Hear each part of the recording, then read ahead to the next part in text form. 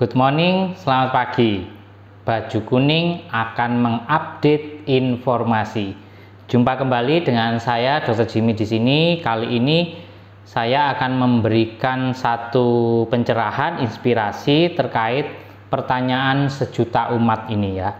Dok, saya harus booster vaksin COVID itu berapa kali? Apakah harus tiap tahun sekali, 2 tahun sekali, atau tiap bulan terus-menerus seperti itu, dok? Ya, banyak yang menanyakan itu kepada saya. Dan sebelum saya menjawab pertanyaan ini, ada satu kabar gembira untuk kita semua, bahwa pertanggal 22 November tahun 2022, pemerintah sudah melegalkan pemberian vaksin booster yang kedua, ya, vaksin booster yang kedua atau vaksin dosis yang keempat, vaksin COVID untuk para lansia yang berusia 60 tahun ke atas. Sudah legal, dapat sertifikat asli dari pemerintah dan gratis.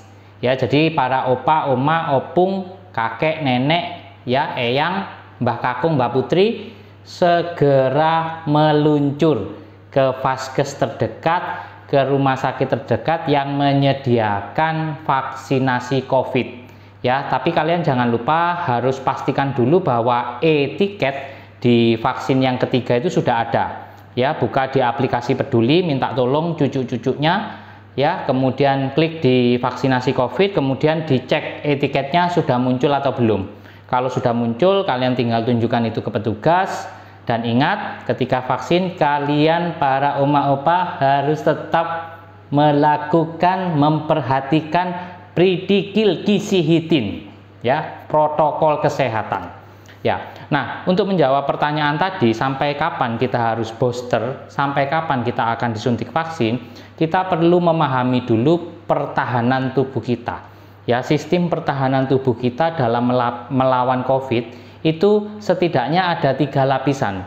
Lapisan pertama, lini pertahanan pertama itu adalah kekebalan alami, innate immunity. Kekebalan alami itu berbicara tentang kulit, kemudian mukosa, refleks batuk, kemudian demam, ya, kelenjar-kelenjar di tubuh, sel-sel darah putih, itu yang Tuhan berikan kepada kita secara alami ada di dalam tubuh kita untuk melawan virus COVID. Ya, kemudian kekebalan yang kedua, pertahanan yang lini kedua itu adalah imunitas adaptif. Imunitas yang kita dapatkan didapat dari mana? Dari pemberian vaksin. Kalau kalian sudah suntik vaksin 1-2 kali, itu akan merangsang terbentuknya antibodi. Antibodi ini sangat spesifik terhadap COVID, ya, dari hasil diberikannya vaksin. Ya, tapi jangan salah bahwa antibodi setelah 6 bulan itu pasti akan turun. Pasti, siapapun orangnya, kadar antibodi di dalam tubuh itu pasti akan turun setelah 6 bulan. Dan yang ketiga, pertahanan yang ketiga itu adalah pertahanan yang diperankan oleh sel T, sel memori sel T, kekebalan seluler. Ya, sel T ini adalah lini pertahanan terakhir yang akan mengingat virus COVID dan kemudian dia akan membuat apa? Membuat antibodi. Nah, dulu bagaimana saya membuat senjata, membuat antibodi untuk melawan virus COVID ini.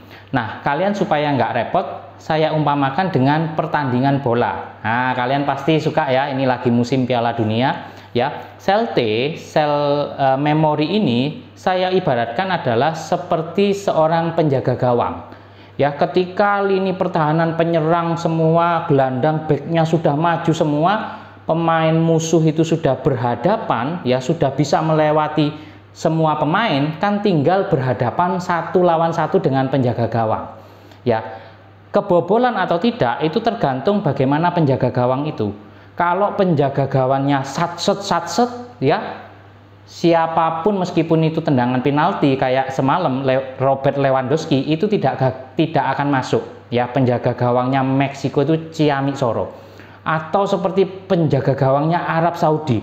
Meskipun sudah Lionel Messi, Lionel yang lain itu berusaha untuk ngegolkan, tapi karena kipernya Arab Saudi itu tampil ciamik, dia cuman kebobolan 1 bola aja dan akhirnya Arab Saudi menang.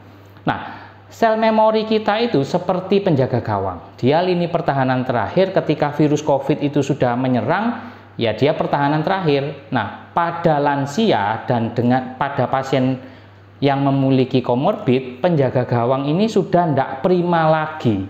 Oleh karena itu perlu dilakukan booster, perlu diingatkan lagi. Ya, ingat tidak usah memilih jenis vaksin apa. Semua vaksin COVID yang ada di Indonesia itu terbukti meningkatkan antibodi, bisa membentuk antibodi, dan juga terbukti bisa membentuk sel memori. Kalian tidak usah pilih-pilih. Ya, jadi kalau kalian seperti itu, ingat bahwa vaksin ini sebenarnya tujuannya untuk mencegah supaya pasien itu tidak sakit berat bahkan meninggal.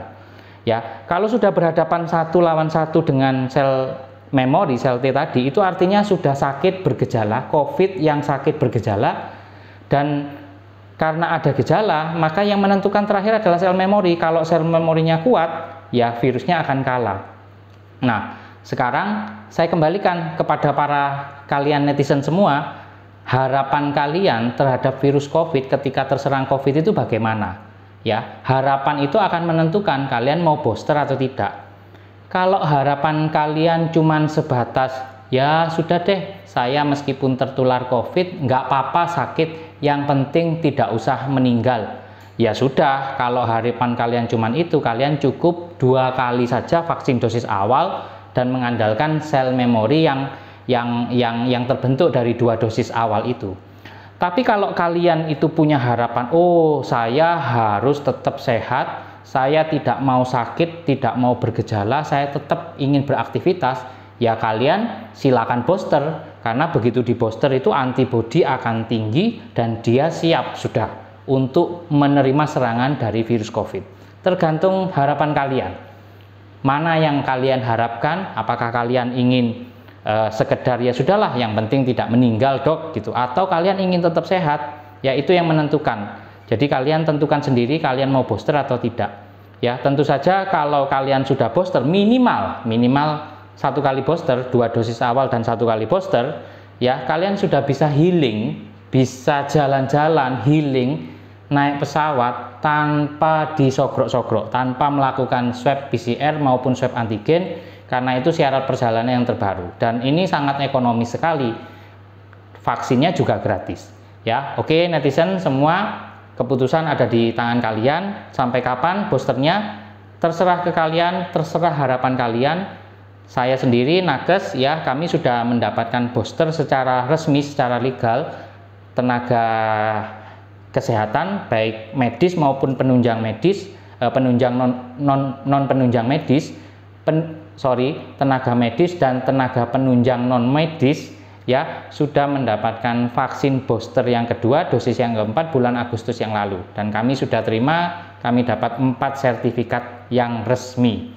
Ya, ingat yang resmi dan semuanya itu gratis. Sampai di sini dulu. Kalau kalian suka, kalian boleh share video ini dan bagikan ke teman, saudara, kerabat Anda. Jangan lupa klik like, follow, subscribe. Ya, ngomong-ngomong Piala Dunia, kira-kira juara Piala Dunia kali ini itu tim mana ya? Kalian boleh komen di sini. Tapi kalau menurut Dr. Jimmy, prediksi ya, yang juara Piala Dunia tahun 2022 itu yang kaosnya berwarna kuning. Siapakah itu? Silakan kalian tunggu saja jawabannya nanti final Piala Dunia tanggal 17 Desember 2022. Salam sehat selalu dari saya Dr. Jimmy.